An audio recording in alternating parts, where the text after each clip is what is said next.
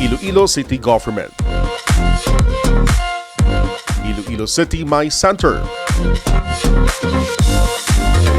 Iloilo Festivals Foundation Incorporated,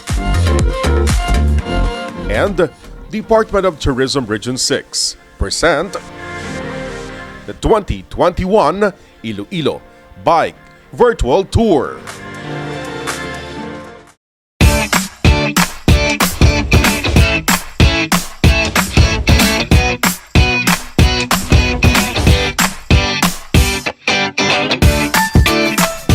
This pandemic made us realize that riding a bike around the city is a safe and inexpensive mode of transportation and a perfect avenue for physical fitness and leisure.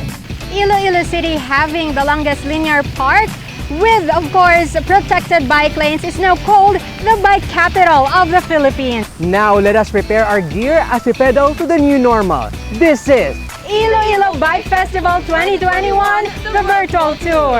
And hello, it is just an amazing opportunity to share the camera with you, Miss Divine and Sir Kevin. And it's a pleasure to meet you both, Kevin and Reyna, sa aton nga segment subong. pero dali lang gid no biskan tagi ti ang init nga do ka fresh just inyo. Wow! Thanks, Kev!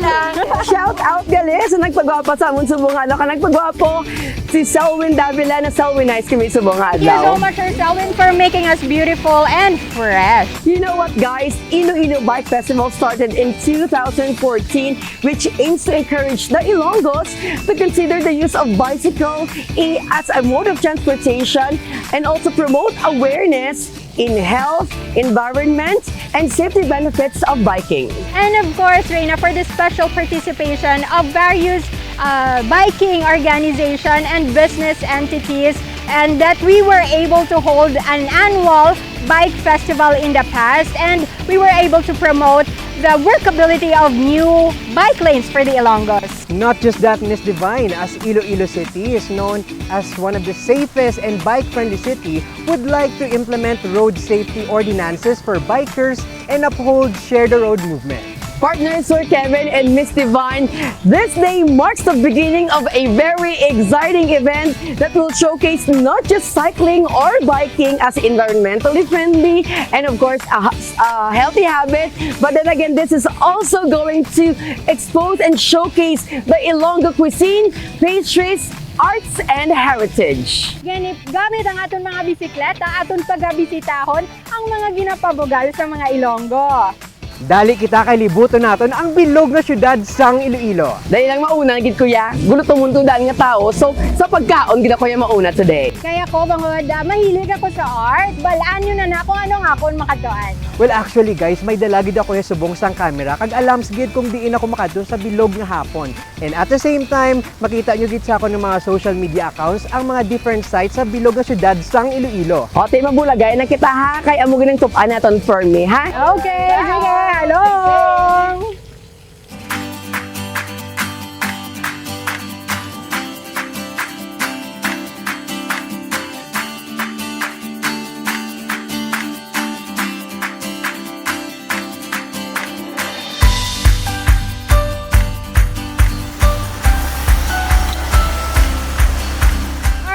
So our first destination is the Iloilo Museum of Contemporary Art. O kon, Ilo Mocha! Kung kaginaara ko sa atubang ni General Martin Delgado, subong ari na ko dire, di ba lalapit lang?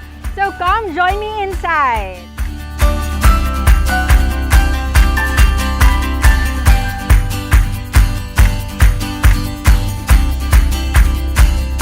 The Iloilo Museum of Contemporary Art is an art museum in Iloilo City, Philippines. It is the first museum in the Visayas and Mindanao dedicated to modern and contemporary art, and the first museum in the Visayas exclusively dedicated to Ilonggo visual artists. It houses the largest collections of art in the Visayas. The museum is likewise the first mega-world-built museum in the Philippines. Its facade is adorned by an 8.8-meter bronze statue of Iloilo's revolutionary hero, General Martin Delgado, the work of award-winning Spanish artist Ines Serran Pagan. The sculpture depicts Delgado, who was the first Filipino governor of Iloilo province, riding a horse with his left hand holding a sword. Above Delgado's shoulder is a dove, which symbolizes Delgado's fight for freedom.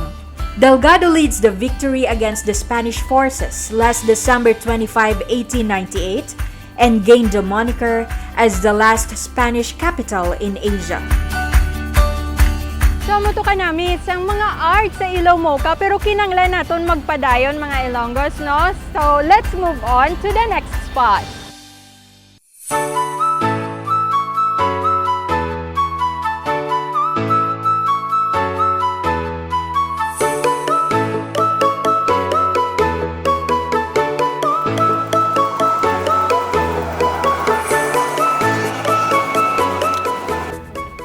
Yari kita subong sa Donato M. Pison Rotonda. Kagsang una gakatingalagid ko kung ano ni siya, pero dali hibaloon naton kung ano ang istorya sa likod sini.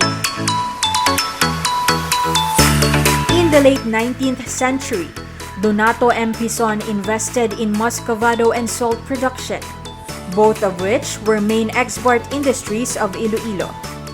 He not only realized the opportunities in the booming sugar industry, but also innovated and succeeded in other aspects of agriculture production, rice farming, and aquaculture. Mr. Pison cultivated hectares of rice fields, acquired neighboring fish ponds, and introduced innovations to salt production. He was a successful entrepreneur who responded to the needs of his time. He provided livelihood to his fellow Ilonggos, whose descendants still work for the family as of now. To commemorate the family's legacy, the Pison clan commissioned the construction of the Donato Pison Monument at San Rafael, Mandurriao. The monument is actually a muscovado chimney built by Mr. Pison himself, placed on a square cement pedestal, adorned with sculptural renditions of the industries he worked in and promoted. So, mutugali ang istorya sang sining muscovado chimney. Sa subong Lakatabalakay, may pakita naman ako sa inyo nga historical art.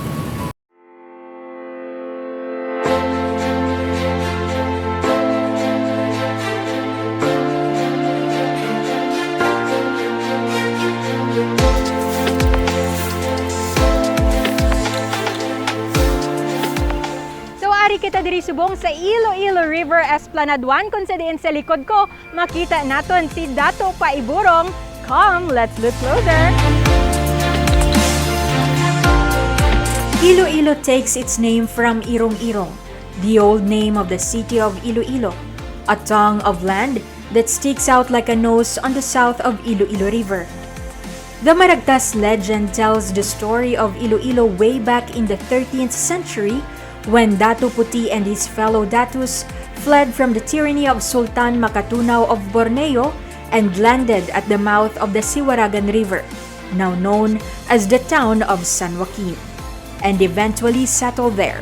At that time, people called the Atis, who were ruled by King Maricudo and Queen Maniwantiwan, inhabited Panay. King Maricudo bartered the lowlands of Panay Island for a golden hat, saduk, and a long gold necklace, manangyad, and other assorted gifts to the Bornean Datus. The latter then took complete control of the island, with the Atis retiring to the mountains. It was Datu Paiburong who was assigned in Irong-Irong. Panay Island was ruled under the Code of Kalanchaw, where peace and prosperity reigned for 300 years. But this was disrupted when the Spaniards came and established the provincial government.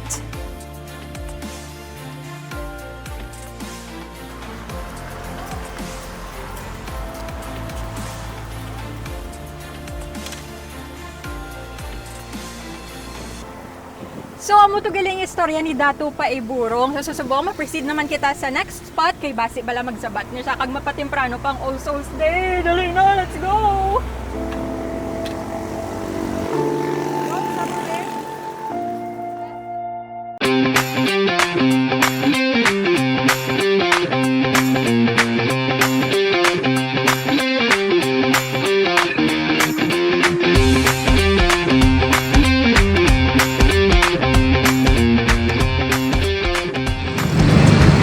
Mapawayway kinapoy kita anay kaya daw kinapoy kita libot sa syudad.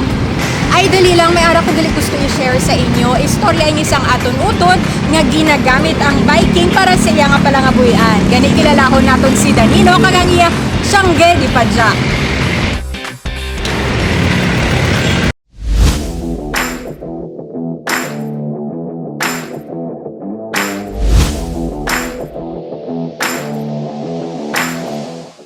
Ako gali si Danilo Perote Junior, taga Samora, Milisa.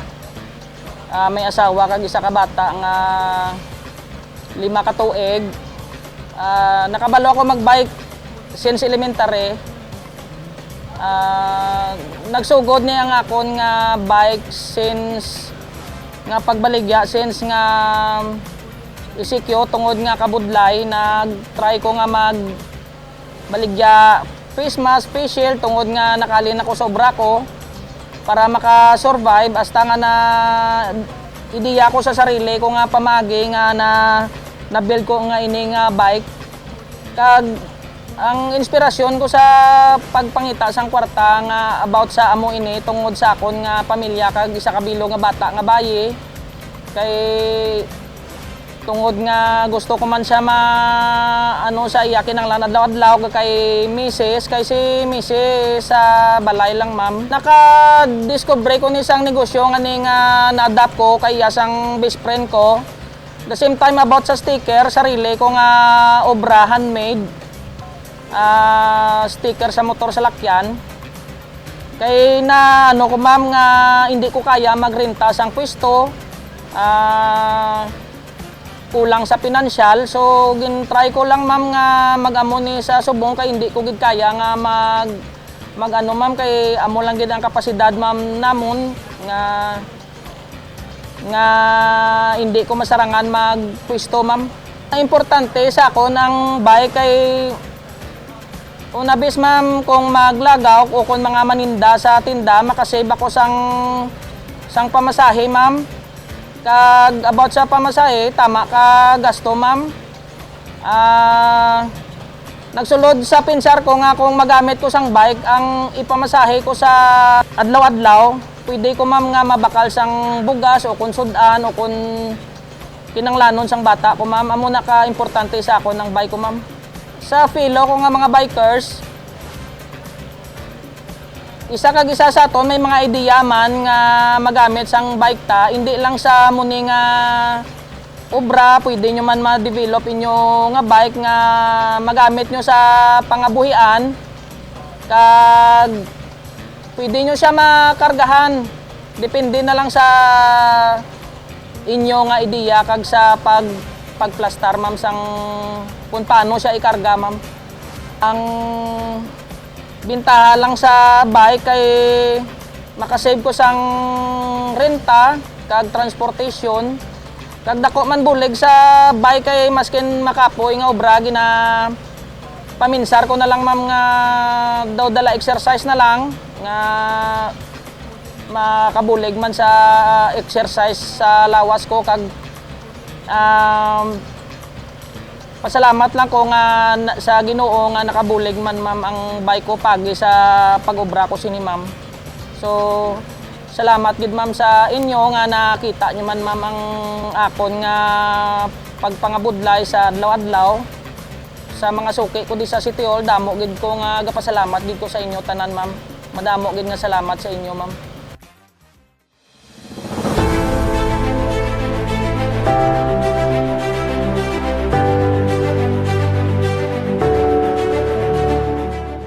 Kanami lang no kay ka-resourceful gid ya sa aton nga mga Ilonggo. So yari naman kita diri subong sa Iloilo and Western Visayas Regional Museum. Dali kay masulod kita.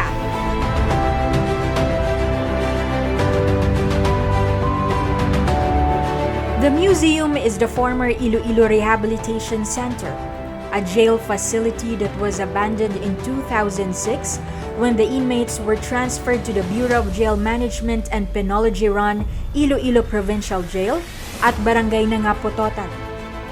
Built in 1911, the old Iloilo Provincial Jail is an important cultural property, a recognition of its exceptional cultural, artistic, and historical significance to the Philippines. In particular, the built heritage is recognized for having exceptional cultural and architectural significance reflective of the local's history and culture, thus, an intrinsic part of the heritage and patrimony of the Filipino people. Kanamigidyan sang aton nga Iloilo and Western Visayas Regional Museum. So dali, updi naman ninyo ako, silain naman nga museum.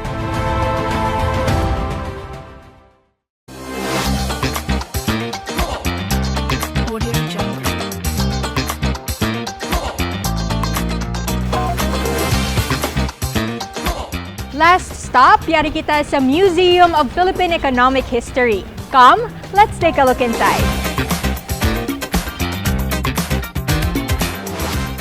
The building was originally owned by Inchosti y Compañía of the Inchosti family by the late 1920s. Inchosti Isia came under the management of the Elizalde family, which eventually acquired it and renamed it Elizalde y Compañía in 1936. The Commission on Audit later bought the building and was used by various government offices. Later in 2018, it was restored by the National Historical Commission of the Philippines, showcases 13 galleries, including informative displays, artifacts, and interactive features detailing the journey of the nation toward self-sustainability, innovation, and self-enterprise.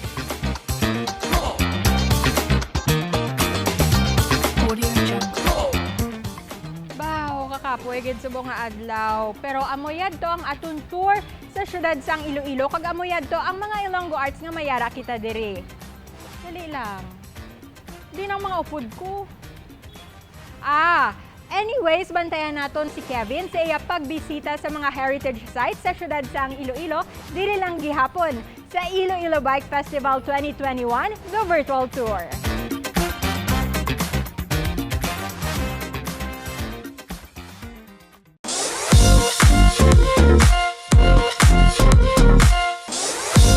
The 2021 Iloilo Bike Virtual Tour is brought to you by Uswag Ilonggo,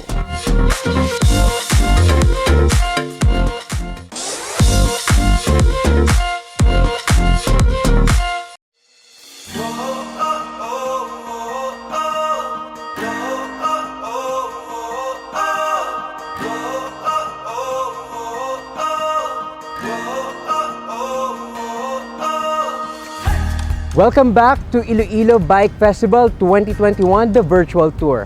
Kag-ari kita subong para bisitahon ang mga heritage sites diri sa syudad sang Iloilo. Kag-ari kita subong sa Molo Mansion. Dali, lantawon naton.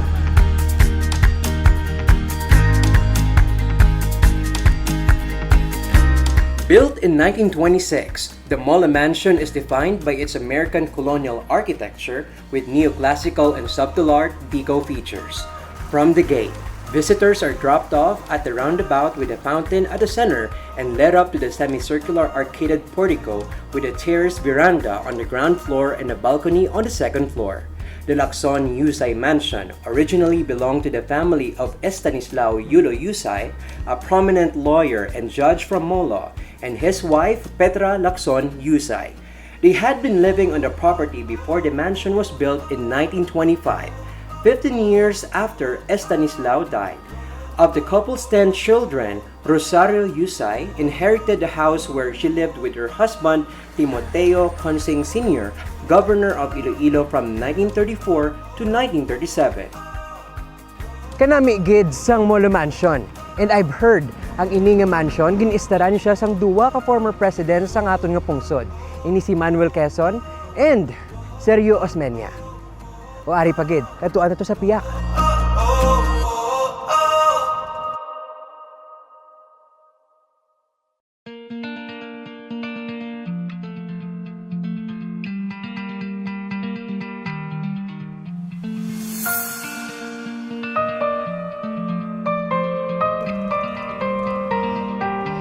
Yari kita subong sa St. Anne Parish Church o kon ang Molo Church.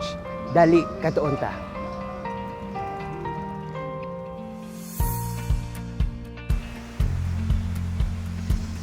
One of the most prominent of Iloilo's icons, the Molo Church is the only neo-Gothic church outside Manila. The church beauty and unparalleled heritage stands out, giving every visitor an experience of awe and joy. The church was built in year 1931. The church stands as a reminder of Iloilo's rich history and a monument for Ilonggo artistry. The church is affectionately called the Women's Church because of its life-size images of the 16 female saints. Locals in Molo Church have this belief that if you are single and you want to find your one and true love, the St. Anne's Parish Church is the place to go to. It was believed that if you give a solemn prayer, all the female saints will help and find you your one and true love. Even in Spanish times, the church was widely known. The national hero Dr. Jose Rizal visited Molo Church on his way back to Manila from his exile in Dapitan in August 1896. Awed by its beauty, the hero exclaimed La Iglesia Bonita, which means a beautiful church. Di ba katahom gid sa aton nga Molo Church? So sa subong, katuan naman naton ang next nga tourist destination. Let's go!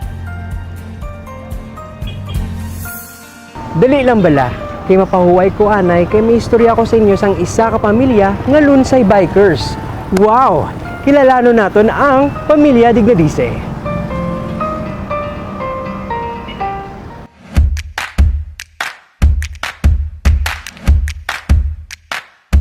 Ako si Val Dignadice, 53 years old sa NHA Manduyao, Gapuli. I'm a private employee sa isa ka BPO dito sa Iloilo City. Since elementary, siyempre may edad na kita, it's been quite a while. Elementary to high school, then asan sa college. But nagsugod gina siya during my elementary days, BMX pa, kag mga American cruiser bikes ang mga ginagawa. First of all, ginutuluan kami sang father namon magbike, tanan kami nga magulutod.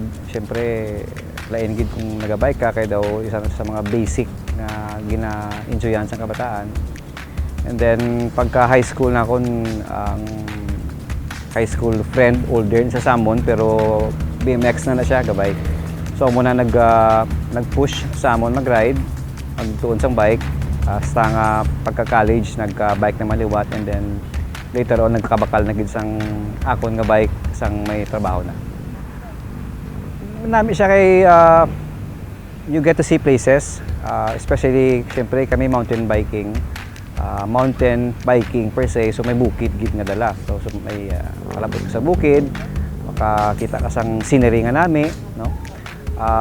Kag ang camaraderie sang fellow bikers kag sa grupo namon amo na ang ginapangita gid on every regular ride na Sundays. First and foremost, ang wife ko high school naga BMX man na siya, bike man na, and then syempre nadadala na lang.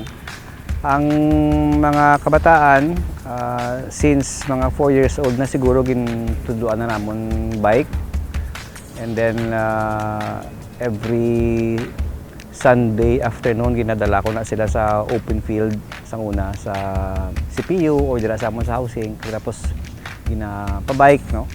Then amat-amat nga hasta nga nagmatamat sila dako, ginadala na namon sa outdoor, ginadala sa Santa Barbara, sa Katagmayan, ginadala sa Floodway, and then sa Gimaras na, sa bukid na. And recently diri na kami sa Alimudjan, Kawanga side, kag Leon because of the pandemic. First is family siguro. Sa mga previous hobbies ko, sa naguntat ko bike, imo lang malalawas ang madala mo.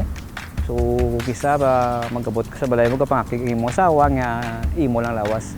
So, I decided to bring back biking sa amon nga family, kag at the same time gidala ko ang kabataan.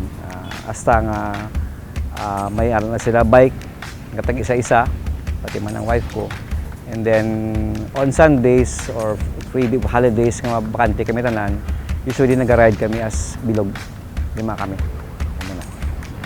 Health-wise, siguro dako gid ang factor sila nga naging special sa sakon kay ti sa amon nga age bala kadamo gid sang mga friends ko kag friends ko nga nagkabilang buhay na kumbaga.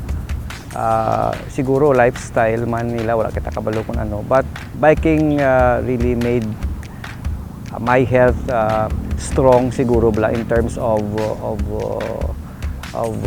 developing stamina kag ano man energy man kag kontra sa mga high blood ano mo na. Plus again mention ko ang banding sang family gid amo ginang pinakanami gid na kung mag Sunday maski hindi kami kumpleto pero may isa ko o duha ka bata nga dala sa ride nami gid. Sadya na kay kung bike lang ang istoryahan sa balay, kisa butang mo na lang after dinner, after panyaga or pamahaw, basta bike ang subject. Dugayan kami na sa lamisa, no? And then sunluganay, and then kung ara na gani sa ride, usually do ka informal na bala, pwede nila makadlawan si nanay nila, pwede ko nila makadlawan, pwede man sila namon makadlawan. At the same time, pwede kami nila maakigan kung sala amon ulag sa ride, kinamuno man kami nila. So it's a way of give and take bala. Ang sa kabataan man makadevelop man sila sang trust sa amon kag kami sa ila amo man in respect sa ilang mga level of age kumbaga. Siguro ang biking subong is accepted na gawa amat-amat sa city na to, no, especially.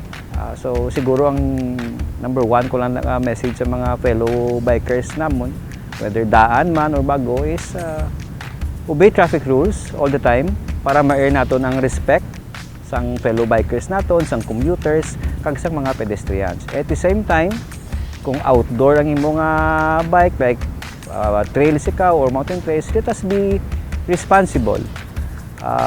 Let us just bring our trash down, kagaboy naton, and hindi naton pagubo ng nature.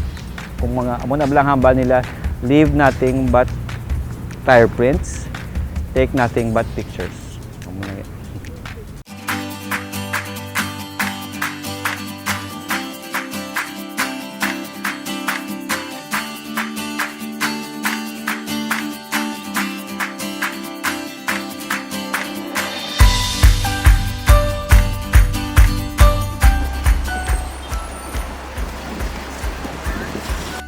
Yari naman kita subong sa Old Iloilo Provincial Capital o kon ang Casa Real. Dali, lantawon naton. The Capitol building in Iloilo, referred to as the Casa Real or Royal House during the Spanish times, was built in 1840. The Casa Real was the residence of the Alcalde Mayor or governor, then the highest Spanish official in Iloilo. Originally, it was a one-story stone building where the government offices were located. Governor Enrique Fajardo finished construction of the second story in 1873 with first-class wood and a galvanized iron roof. He was also the first governor to establish official residence in what was the time the biggest and most elegant provincial capital in the Philippines.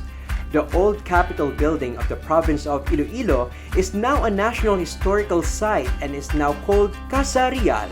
The National Historical Institute, or NHI, formally recognized the old Capitol as a historical landmark through a marker installed on its walls on April 11, 2010. Amuyad to ang history sang Old Iloilo Provincial Capital o kun ang Casa Real. Dali lang. Namin abla dito, dali kita mo punta.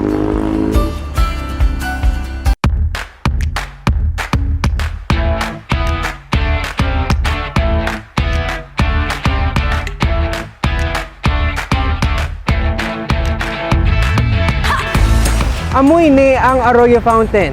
Ano ba lang history sang Arroyo Fountain? Hibalano naton. The Arroyo Fountain at the intersection of the Isnart and General Luna Street is undisputedly an icon of the province. Complementing the Spanish-style structure of the Casa Real, or Old Provincial Capital, the allegory of the 1927 Arroyo Fountain served as a fitting tribute to the ideals of good governance of the Ilonggos. The fountain was constructed in honor of Senator Jose Maria Arroyo, who sponsored Commonwealth Act 3222, which established the Iloilo Metropolitan Watermarks in 1925. With this in mind, the designers incorporated the elegance and element of water into the fountain. Water spouts and cascades a beautifully sculpted, Renaissance-inspired design. The sculptures of four maidens carrying the upper disc were once controversial. Originally unclothed, with breasts exposed, the maidens were clothed upon the insistence of the conservative members of the society, including the clergy. The fountain was renovated with its present appearance. The Arroyo Fountain is the kilometer zero point of Panay Island. Amo ni gali ang kilometer zero sang Panay. Sa Subong, katuan naman naton ang last destination naton sa Subong adlaw.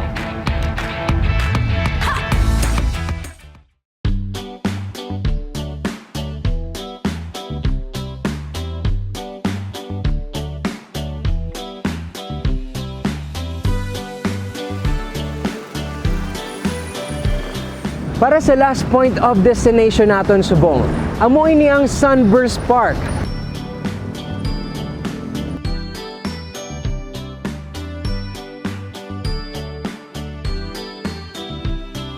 The Sunburst Park in Iloilo City was named in honor of the U.S. Army 40th Infantry Sunburst Division that helped liberate Panay from the Japanese at the end of World War II.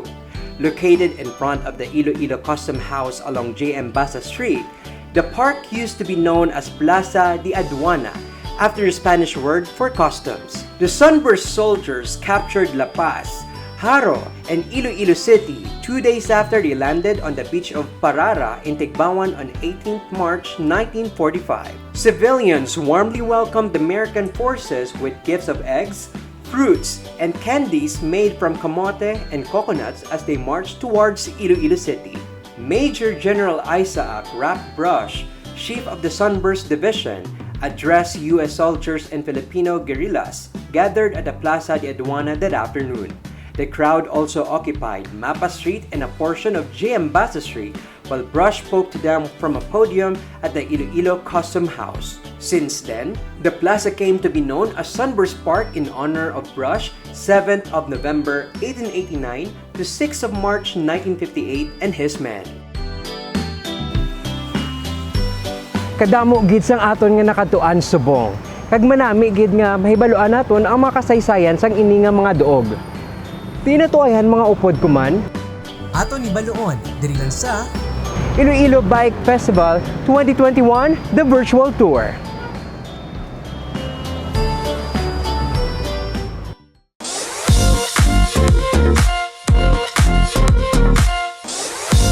#2021 Iloilo Bike Virtual Tour is brought to you by Uswag Ilonggo,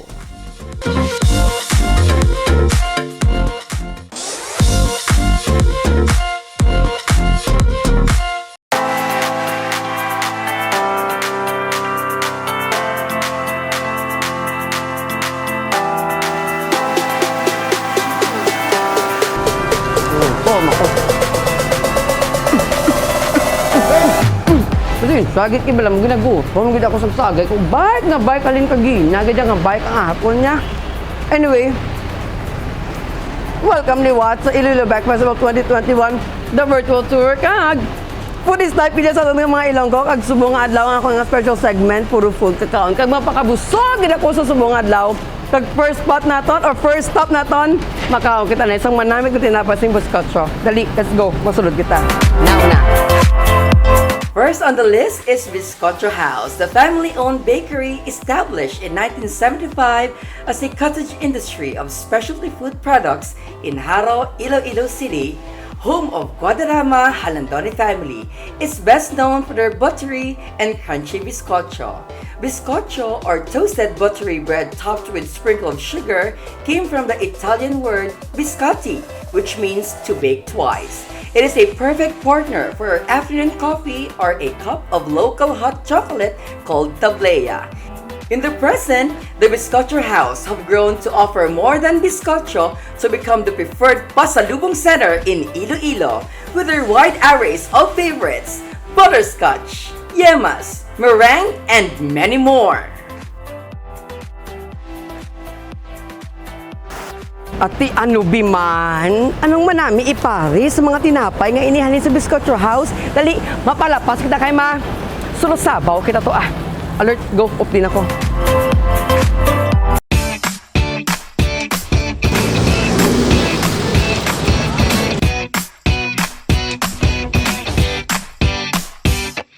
Kagyari kita subong sa Lapas Market, nag-atong tilawan ang isa sa tatak Ilonggo ganyang pagkaon, ang Ilonggo Original Lapas Batchoy. Dali, atak na! The city's favorite and signature soup, the savory Lapas Batchoy, originated in Lapas Market. Did you know that before the soup became famous, it was called the poor man's dish? It is because it was served to the obreros, or that refers to the people who work in the train station near at the La Paz Market. It was their favorite because of the hot soup that gives them energy that they needed in the field of work. But in the year 1938, batchoy became famous when the butcher Federico Deco Quillergan Jr. invented a new way of cooking the usually discarded pork innards. The soup's ingredients included slivers of pork and its organs, like intestines, stomach, and liver, and then miki, or noodles. The appetizing broth is patiently prepared by boiling beef bones for an hour. The son of the inventor of batchoy says that his father first called his dish bats. His father then added choy, which came from the vegetable dish chop suey. The steaming hot batchoy is perfectly paired with puto or rice cake wrapped in banana leaves or pandesal. Now on snack menus all over the Philippines, but I will tell you a secret that the best batchoy experience is still where it all began. No other than at the La Paz Market.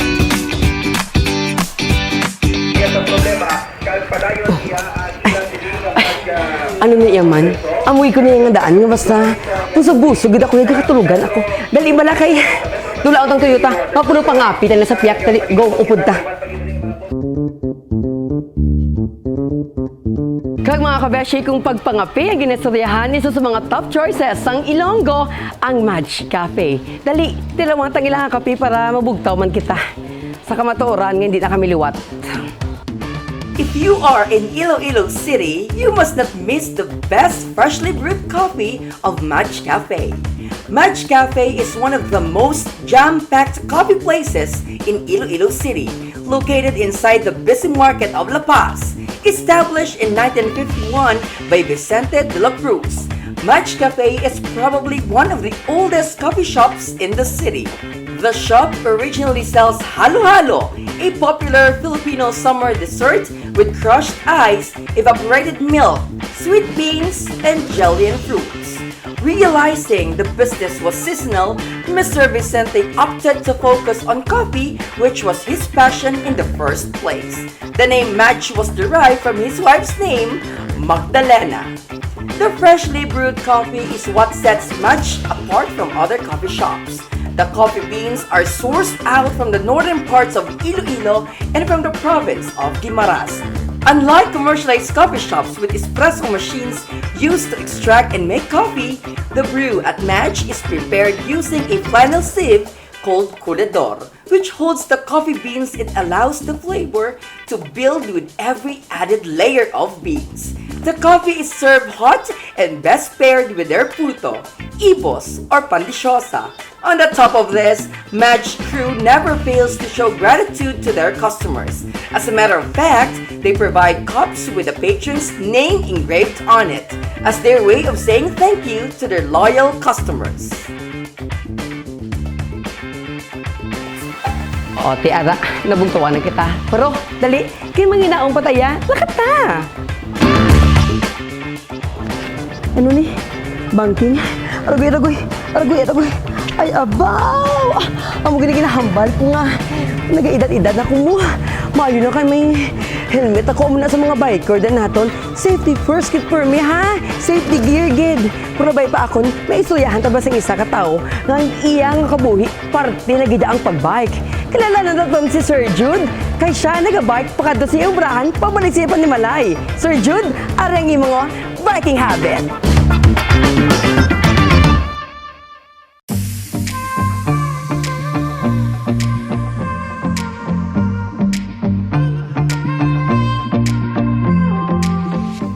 Judy Abilo, living at Tanso Bonifacio, Iloilo City, and currently an employee of Iloilo City government.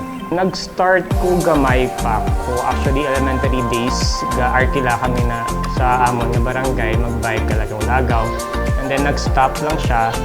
But lately, sang last year, mga around April, during sang lockdown, year 2020, dito na ako nag-start iwat bike kay tungod sa nag-lockdown, ti wala na biyahe ang mga jeep, wherein ang ako nga means of transportation that time is masakay sa jeep. So amo na nga nagulam ako sang bike sa friend ko, and then amo na siyang ginagamit ko back and forth sa balay kay pakadto sa office. Sang paggamit kong sa bike kapag gusto ka actually kung diin ka mag-agi, unlike kung jeep ka, may ruta na silang ila. So may ara kang sense nga free ka kung diin ka maagi, ang imo nga sense of time, makontrol mo siya, and then sadya lang kag dala na lang siguro sang exercise kag pangpakuha stress. Kaya at the same time, isang panggabay ka, damo ka may makita sa city mo. So, nami siya, ma-enjoy mo siya ang time. Kay do permi lang mo na makita mo. Unlike kung bike ya, pag gusto ka kung di ng ruta mo, and then nailain ang makita mo. Ang sa finances, obviously sa finances, kung wala ka nagabayad sa imong apliti. So, makasave ka gid. So, makadugang siya sa imong mga savings. So, instead nga ibayad mo pa sa jeep, itaguon mo na lang for additional sa imong mga finances, mga other mga finances, or other expenses mo rather. Besides sa transportation, nagbulig siya sa akon nga well-being, at the same time sa akon nga physical kuman nga state. Kay sang wala pa ko gabay, syempre aram lang ko balay, opisina man lang ko mo. And then makita na actually sa waistline nga part ang changes sang nagamit na ko sang bike. At the same time, kay hindi mo kung mahilig yung mag-exercise mo, somehow the form of exercise ko naman na siya ang biking. And then, sense ang siguro sa ma-appreciate mo, appreciation guro sang life na ginatawag. Kay samtang makabike, kada mo makita mo, and then ma-compare mo bala, ma-appreciate mo ang kakatabo sa imo nga palibot, at the same time sa imo man nga lawas. Maging aware ka sa imo nga palibot, at the same time sa imo nga lawas man. Kay isang una, hindi ako particular sa exercise, kid gid ko na yan, hindi ko pala exercise. So dali lang gid ko na hapuon, especially asthmatic pa ko daan. So gamay lang ba nga giho, gina-asthma ko. So nakabulig siya sa actually sa physical state ko, dako ginabulig niya. And at the same time, naka-gain ko more nga mga friends. Kay tungod sa biking, may nakilala man ko iba nga mga group, other sa mga old ko man nga mga kilala. So may na-meet ko nga mga bago nga mga person, wherein nga sila na di ang sa may Iloilo nga bike community. So nagduga ang mga friends mo, bala mga circle of friends mo. So definitely ang social aspects ng life ko nag-widen siya kay tungod nga na-meet ko bago naman nga circle of friends kay tungod sa biking. And then obvious man kay makita niyo man sa city nga damo naga-bike, and then ang community sang biking is gadako na siyang gatawag. So sang nag-start ko, damo man ko na may na-meet nga mga iban nga tao. And then doon na-close ko man, and then ang social aspects ng life ko doon nag-widen siya. Ma-recommend ko lang, actually, to those nga wala pa kagi-bike, I know nga budlay siya sa una-una, sa first day mo or second day mo, either kung ano mga kadugay maka-learn sa ano. Intindihan ko nga budlay siya, kay ang balancing nga ginatawag. So, you start little by little, one step at a time. Kay once nga maka-gain ka na sa momentum, nga sige-sige na nga makabalo ka na mag-bike, kag makakadto ka na sa isa ka lugar nga wala akong panakatuan through biking, ma-enjoy mo gid, nami gid ang feeling, ang satisfaction nga mahatag sa imo once nga makabike ka, makalibot ka diri sa city kay damo-damo kag makita nga lugar. Magian mo na siya nga galakat ka pero mas nami ang feeling kung gabay ka kay at the same time maka-chill ka, maka-relax ka and then maka-exercise ka at the same time and then maka-gain ka kung ikaw kasi nga tao do ka introvert sa imo kung once nga ra ka na sa biking makamit ka gid sang madamo nga friends kay ang biking community diri sa Iloilo tam-an gid ka generous and at the same time tam-an gid sila ka friendly kay ang dumduman ko first time ko nagbike kaagawon siya dira sa may Esplanade every time nga mag-meet ko may masugata ko nga bikers gag-greet kina sila sa imo amo na ka polite ang mga tao nga ang nabilong sa biking community diri sa Iloilo City so hindi ikaw maginulsol nga once maggamit ka mo bike and then maglibot ka mo diri sa Iloilo, ma-enjoy nyo gid and at the same time it's a form of exercise man sa inyong part. So amo na gid siguro ang ma-recommend sa inyo. Enjoy lang, hindi nyo gid siya pag kay once maabot kinang adlaw nga makabalo ka bike and then ma-enjoy mo gid na and then nami ang feeling sang ara ka na sa bike.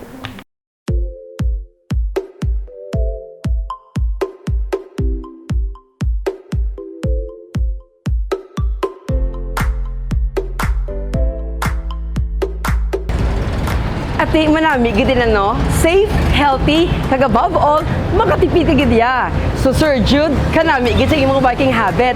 Anyway mga kabeshi, ari kita subong sa akong paborito nga kalanan diri sa syudad sang Iloilo. Wala liwan, ang Robertos. Dali, makaon na ta. A Chinese family restaurant that started in May 1978 and is located at J.M. Basa Street in downtown Iloilo City proper, it is said to be one of the oldest and famous restaurants of the city. Roberto's will always be present when it comes to curated lists of everyone's food entry. One of the most sought-after food items at Roberto's is no other than the Queen Siopaw. The Queen Siopaw was full of flavor with a combination of bacon, Chinese sausage, and chicken pork adobo. All the meat was tender, tasty, and not salty at all for a Chinese-Filipino combination of ingredients. The adobo was a bit chunky, the sliced boiled egg blended well with the other ingredients. It was believed that the Queen Siopaw is referred to the late Madam Claudia Yap, one of the owners of Iloilo's iconic restaurant, Roberto's, passed away at age of 71. Aside from the bestseller Siopaw, the Roberto's also offers variety of mouth-watering foods like meatballs, pancit, and other Ilonggo and Chinese food. Iba gid ba sa Roberto's kay sampat kaya. Pero dahil lang kay may nagapanawag. Home credit, chika. Hello, Kap. Hello, Reina speaking, of course. Ano? Ay, babag ko na gid ako bala na busog, Kap. Ate, hindi ba kita kapamalibat sa imo? Right away, karakaraka. Now na, mag-go ko da. Te, ano pa ni? Go na eh. Kung hindi ka pa, di pa to, go!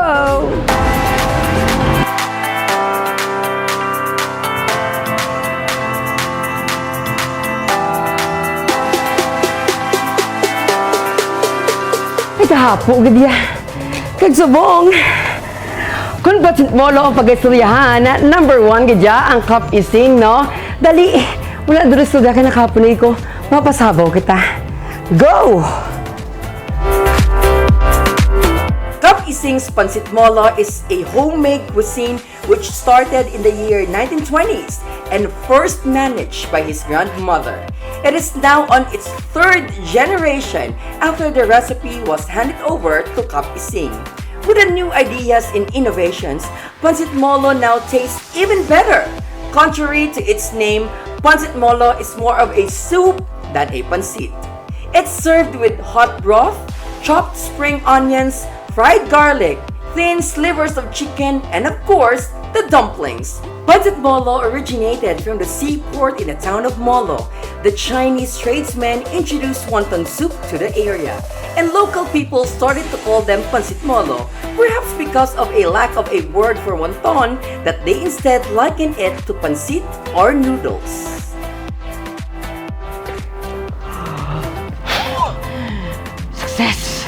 Kanamit, number 1, ginakapising niya, pero dogo. Pala niyo, dogo ginakaptoy, ginakapoy ako sa pagsikat sining bike mo. Makadto kita sa isa ka lugar, nga sigurado sampat kaya ang panyaga ko ya. Dali, let's go, let's go. Lakat.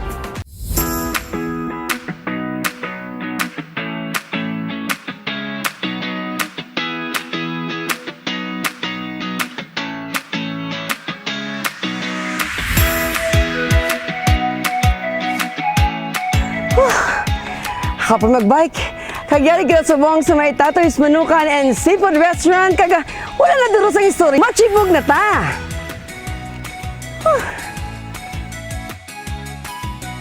Tatoy's Manukan and Seafood Restaurant was known for its native lechon manok and seafoods delicacies.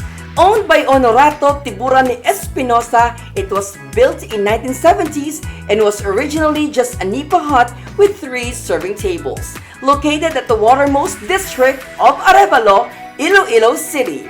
Knowing their humble beginnings completes the experience of not just tasting delicious foods served in Tatoy's restaurant, but also appreciating the hard work and flair of every Ilonggo.